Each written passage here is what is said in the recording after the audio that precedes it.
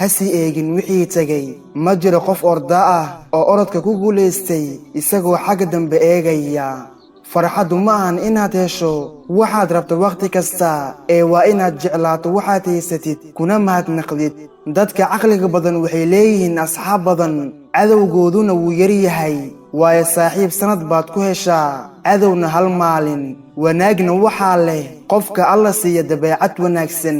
waqtigu qofna ma bedelo laakiin waqtigu wuxuu muujinayaa xaqiiqda qofka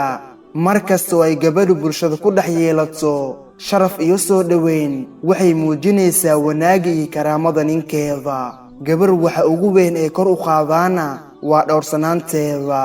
haddii aad jeceshahay inay dadku ku cafiyaan adigu cafiska iyo saamaxaadda bilow arrinta ugu wanaagsan ee ku difaaci kartaa markaad maqan tahay waa akhlaaqda iyo dhaqankaaga wanaagsan